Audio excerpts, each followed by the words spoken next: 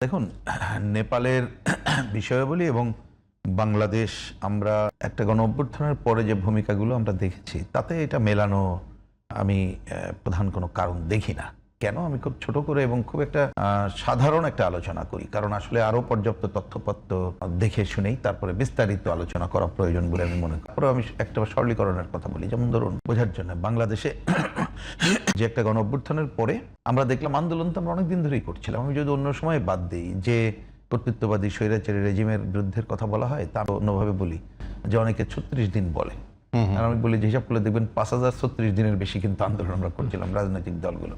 সুতরাং একটা ধারাবাহিকতা ছিল, কিন্তু সামনে তারা আসলো। এবং হ্যাঁ, ঠিকই, এটা আমি ব্যক্তিগতভাবে মনে করি যে আমাদের বিরাট তরুণ সমাজ এই আন্দোলনে যারা ছিল, এবং আমি দলের কথা বলছি না, যে সাধারণভাবে ছিল, যদি কোনো শক্তি তারা তাদের স্বার্থ রক্ষাকারী হিসাবে নিজেদেরকে চিহ্নিত করে সামনে আসতে পারত, গুপ্ত না, বিশেষ কিছু না, তাহলে হয়তোবা এদের কাছ থেকে আপনি এই যে নির্বাচনের যে বিষয়টা দেখতে পাচ্ছেন, হয়তো আরো চেহারা আমরা দেখতে পারতাম সামনে আসতে। হচ্ছে আমার প্রথম অবজারভেশন। হিসাব করে দেখেন, ঘটনা কিন্তু তা ঘটে নাই বাংলাদেশ। ঘটলো কি, আন্দোলনের পরে দেখা গেল যে বিরাট অংশ যারা সামনের কাতারে ওই সময় ছিল ছাত্রদের মধ্যে, পরে দেখা গেল এরা তো গুপ্ত, এক সময় সরকারি দলে ছিল, পরে এরা অনেক ক্ষেত্রে দক্ষিণপন্থী প্রতিক্রিয়াশীল শক্তির পার্ট। এটা একটা গেল, এবং যার কারণে ব্যাপক অংশ সাধারণ ছাত্র সমাজ কিন্তু তারা ব্যাক করে গেল, এবং তাদের মধ্যে কোনো ঐক্য নাই, নানা ধরনের সংগঠন হলো। তার মধ্যে হ্যাঁ, প্রধান সারির লিডার যারা ছিলেন তারা মিলে একটা দল করলো, তারা এমন এমন রাজনৈতিক কথাবার্তা বললো, শেষ বেলায় যেয়ে কিন্তু আমাদের স্বাধীনতা বিরোধী শক্তির সাথে তারা এক হলো, যাদের বিরুদ্ধেও তারা কথা বলেছিল। তার মানে আমি বললাম যে একটা সরলীকরণ করে আসলে যে তারা একটা আলাদা সত্তা হিসাবে, এবং যদি তাদের ভাষায় কোড আনকোড বলি যে প্রচলিত রাজনীতির বাইরে নতুন, তাদের ভাষায় বন্দোবস্ত, এটা আমি একমত না, তারপরেও বলি সেই রকম করাটা কি আসলে জনগণের সামনে শো করতে পারলো? একটি কথা গেল। আর একটা ছোট কথা বলে শেষ করি, এই পয়েন্টে বলে আমি নেপালে যাই। দ্বিতীয়ত হচ্ছে, দেখেন, ঘটনার পর যদি ঘটনাটা এরকম হতো যে অন্য কোনো বিশেষ কাজ না করেই একটা নির্বাচনের মধ্যে চলে যাওয়া হতো, এবং তারা যদি তাদের ঐক্যের ধারা রক্ষা করতে পারত, আমার ধারণা যে ফল এখন দেখতে পাচ্ছি তারা একটা গোষ্ঠীর উপরে ভর করে করেছে, হয়তোবা এর বাইরে একটা আমরা বেশি ভিন্ন একটা চিত্র দেখতে পারতাম। রাইট, তো একেবারে খুব সিম্পল, বাংলাদেশে সেটা ঘটে নাই।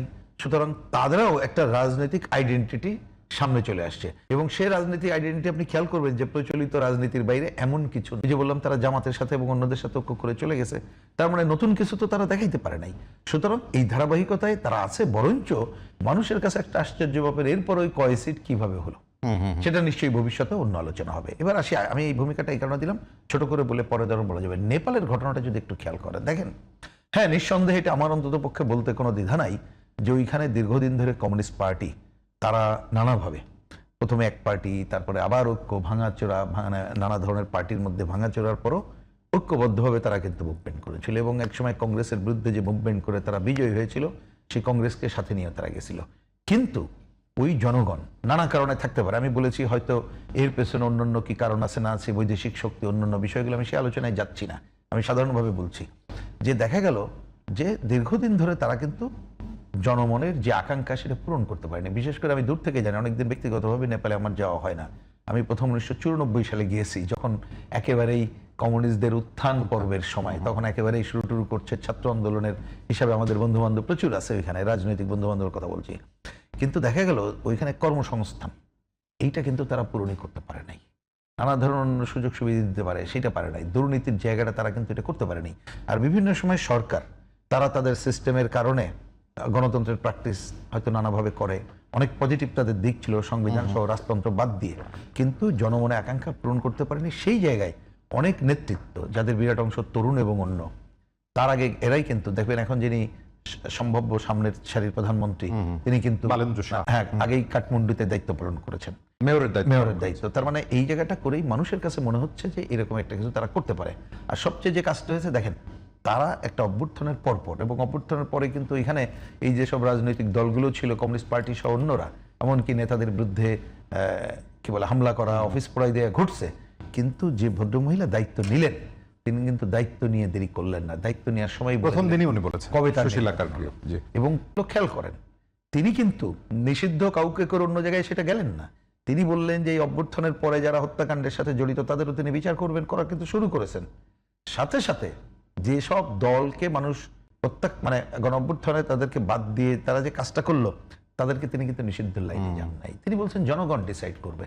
তাহলে ওই জায়গাটা রেখে জিনিসটা কিন্তু just হলো। হ্যাঁ, এবং এই রেসটা থাকতে থাকতেই এখানে যারা ছিল তারা তাদের মতো করে একসাথে থাকতে পারলো। Exactly. যদিও এটা পুরনো অংশ, তারা অনেকদিন ধরে রাজনীতিতে আছে, কিছুটা তাদের পরীক্ষাও তারা উত্তীর্ণ, তাহলে সেইটা করার মধ্য দিয়ে জনগণ যতটুকু আকাঙ্ক্ষা তারা করেছিল যে পুরনো যারা ছিল তাদের বাইরে আমি নতুন কিছু দেখি বা নতুনরা দেখি পারে কিনা, সে কিন্তু হেজিটেট করে নাই।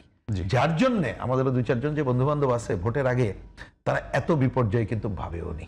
কারণ একটু খেয়াল করবেন যে যে আগের প্রধানমন্ত্রী ছিল যাকে বাদ দিয়ে মানে কি বলে গণঅভ্যুত্থানে যাকে হটাই দেওয়া হলো, কিছুদিন পরে যখন রাজনীতি শুরু করলো তার কিন্তু বিরাট বিরাট জমায়েত হয়েছে। আমরা একটু থতমত খেয়ে গেলাম যে এত বড় জমায়েত করছে, তার মানে গ্রামাঞ্চল বিভিন্ন জায়গায় কিন্তু সাধারণ ভোটাররা তারা যে একটা পরিবর্তনের চিন্তা করেছে সেটা কিন্তু করেছে। আমি এই কথাটা এটুকু বলে একটু শেষ করি। কেউ আমরা বলতে পারি নানা মূল্যায়ন করতে পারি যে বিদেশি ইন্ধন ছিল কিনা, অমুক কিনা তমুক কিনা, কিন্তু আমি যতটুকু ফোনে খবর রাখি আমার মধ্য দিয়ে বা আমাদের পুরনো বন্ধু বান্ধব, আমি নেপালি বন্ধুদের কথা বলছি, যে না ভোটে কারচুপিটা হয় নাই। আমাকে বলেছে এখানকার কমিউনিস্ট পার্টির নেতারা যে কারচুপি হয়নি, ভোটার কম পড়েছে। এইটাই আমি এটা প্রথম দিনের কথা বলছি যখন গোনা চলছে, কিন্তু ওরা ওদের বুঝে নিছে কি কি হচ্ছে, রেজাল্টও দেখলাম তাই। তা বলে যে আমাদের কাছে আসলে এটা মূল্যায়ন